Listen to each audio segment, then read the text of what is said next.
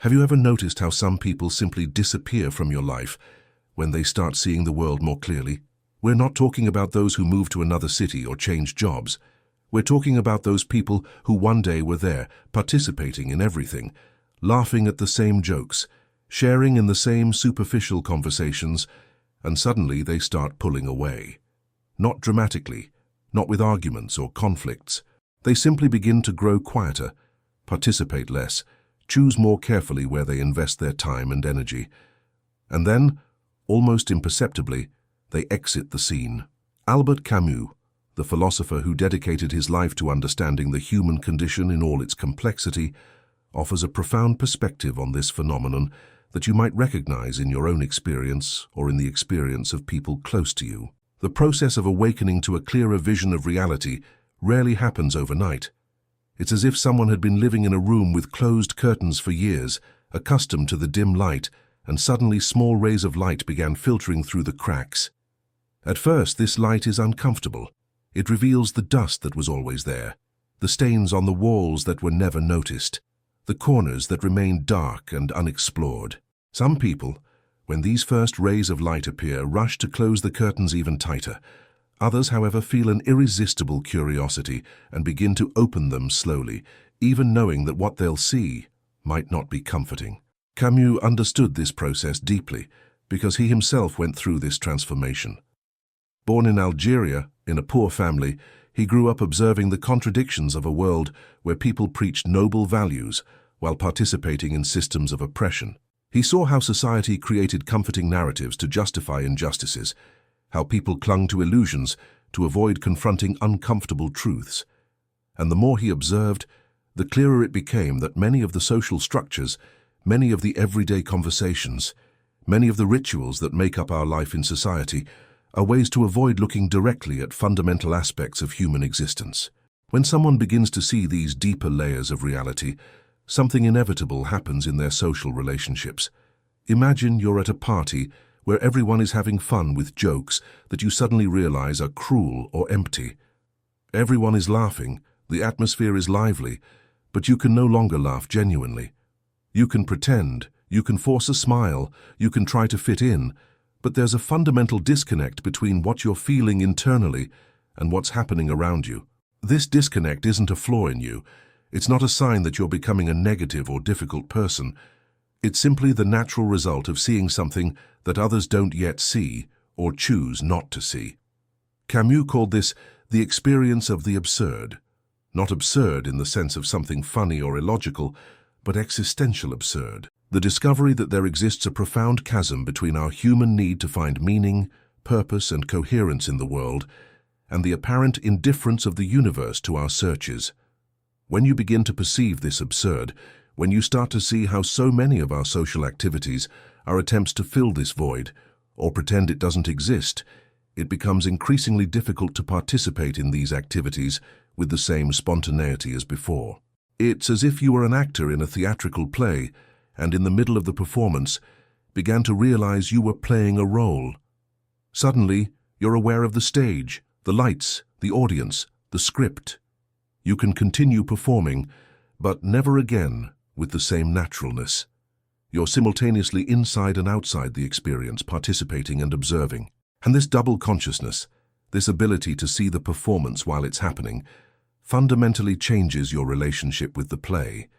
Many people, when they notice someone close is going through this transformation, feel uncomfortable, not necessarily out of malice or selfishness, but because the presence of someone who sees more can function as an inconvenient mirror.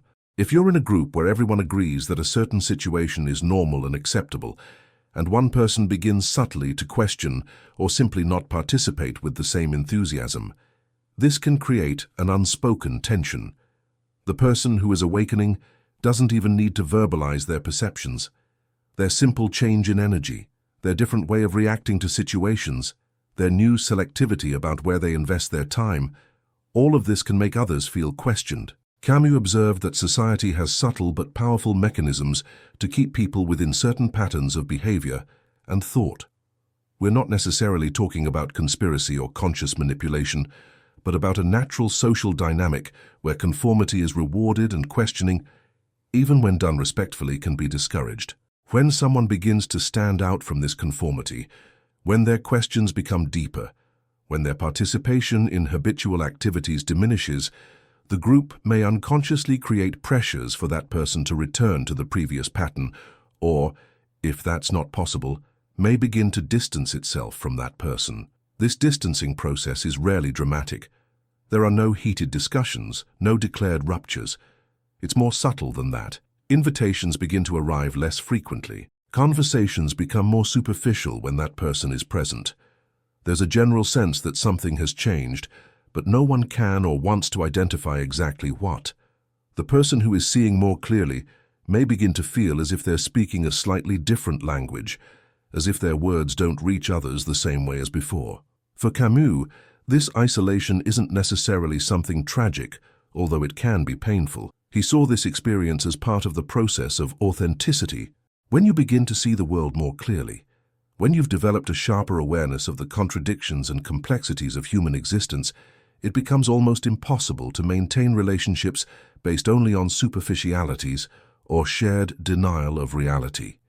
Leave a comment telling us if you've ever gone through this experience of feeling displaced when you began to see aspects of life more deeply.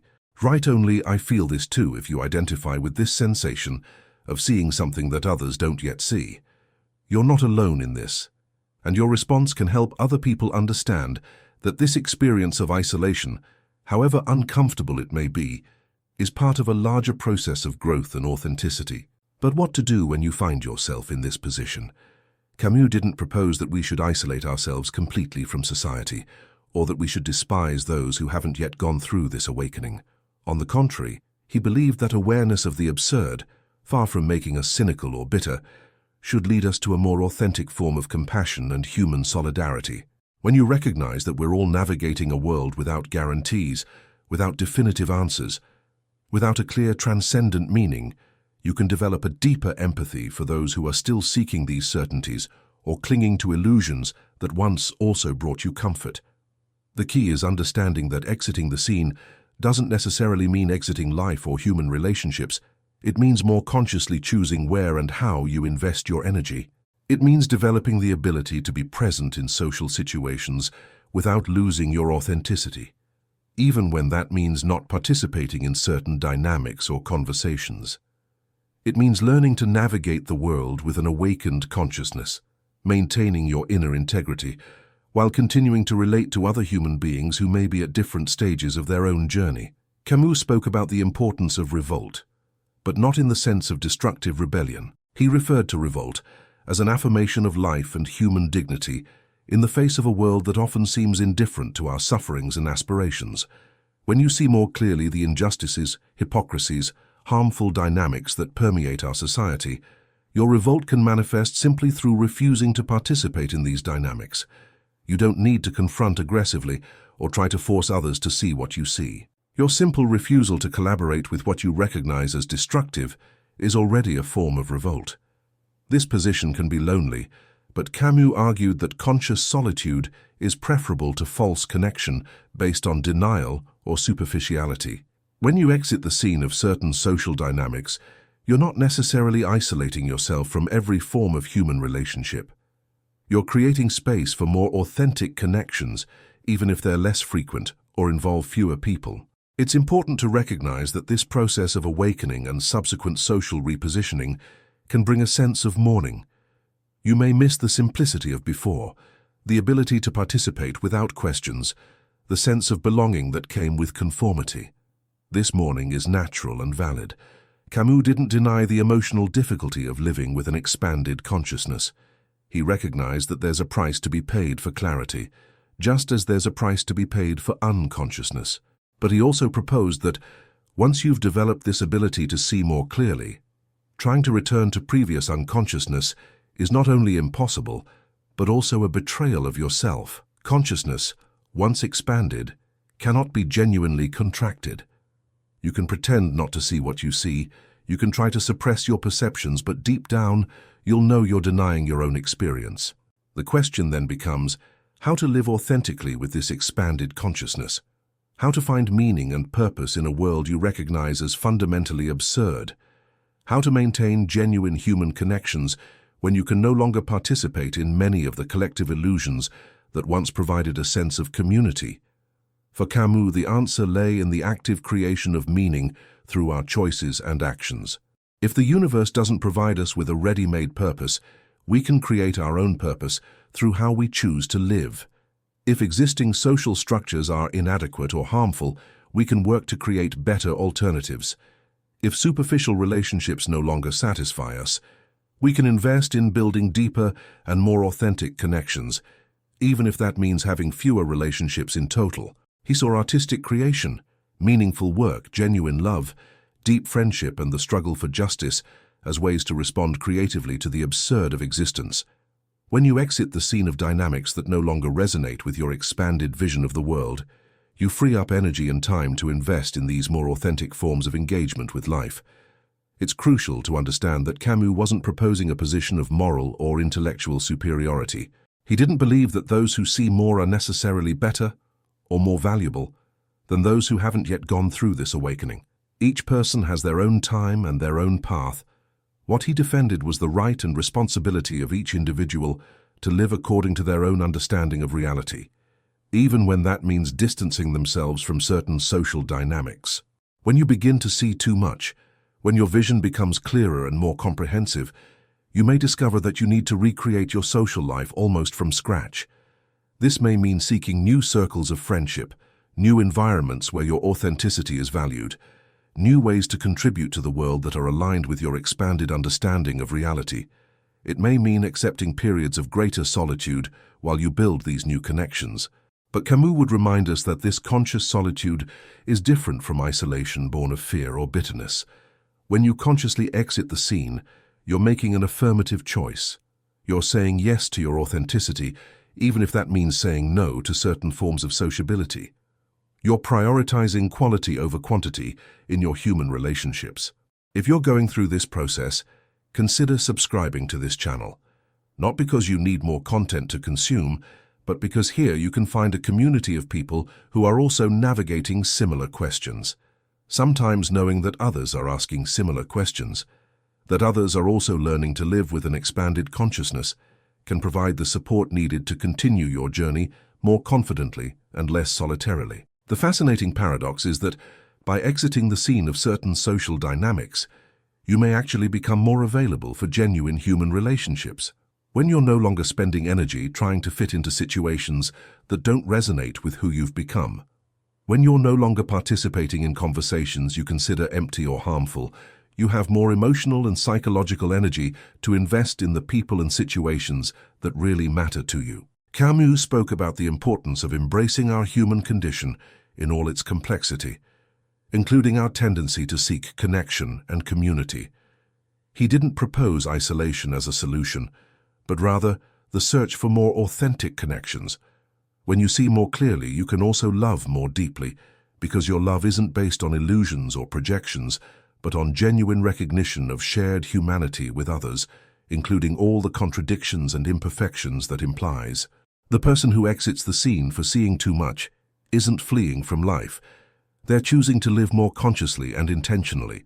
They're refusing to participate in dynamics they recognize as destructive or empty, not out of arrogance, but out of integrity. They're seeking ways to exist in the world that are aligned with their expanded understanding of human reality. This process can be seen as a form of spiritual growth, not necessarily in a religious sense, but in the sense of development of the human soul. When you stop automatically participating in certain social dynamics, when you develop the ability to question, to observe, to consciously choose where you invest your presence, you're exercising psychological and spiritual muscles that may have remained dormant for years. Camus taught us that lucidity, however uncomfortable it may be initially, is preferable to comfortable unconsciousness. When you see more, when you understand more deeply the complexities and contradictions of human existence, you gain the possibility of living more authentically and meaningfully. You may no longer have the simplicity of before, but you gain the rich complexity of an examined life. The act of exiting the scene, then, should not be seen as a defeatist withdrawal, but as a strategic movement toward a more conscious and intentional form of life. It's a way of saying that you value your integrity more than your popularity, that you prioritize authenticity over automatic acceptance, that you're willing to pay the price of temporary solitude for the long-term benefit of living according to your deepest values. The beauty of this position is that, although you may exit the scene of certain dynamics, you never really exit the scene of human life. You continue being an active participant in the human experience, but now as someone who has consciously chosen their form of participation. You become a silent but powerful example that it's possible to live differently, that it's possible to question without destroying, that it's possible to distance yourself from certain dynamics without becoming cynical or bitter. Albert Camus lived this philosophy until the end. He never completely withdrew from society, but always maintained a position of critical observer and conscious participant. He used his art, his writing, his political engagement to create alternatives to the social dynamics he considered harmful. He demonstrated that it's possible to clearly see the contradictions and absurdities of the human condition and still love life and humanity deeply. When you see too much and choose to exit the scene of certain dynamics, you're following a path that, although it may be lonely at times, is fundamentally a path of life affirmation. You're saying that life is too precious to be lived unconsciously, that authenticity is worth the price of lost simplicity, that integrity is more valuable than easy popularity. Perhaps the most important aspect of this journey is recognizing that you're not alone. Throughout history, there have always been people who reached this point of expanded clarity and had to navigate the challenge of living authentically in societies that don't always value or understand this authenticity. You're part of a lineage of human beings who chose consciousness over conformity, authenticity over automatic acceptance. And perhaps in the end, your decision to exit the scene of certain dynamics can inspire others to question their own automatic participation in systems and situations that may not serve their development or well-being.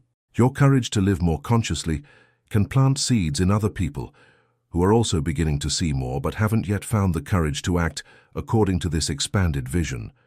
Therefore, when you see too much and feel the need to exit the scene, remember that you're not abandoning human life. You're choosing a more conscious and intentional way to participate in it. You're honoring both your own integrity and the possibility that others may also, one day, choose to live more authentically. And in this choice, in this courage to be true to yourself, even when it means facing temporary solitude, you find not only your own freedom, but also contribute to humanity's collective freedom.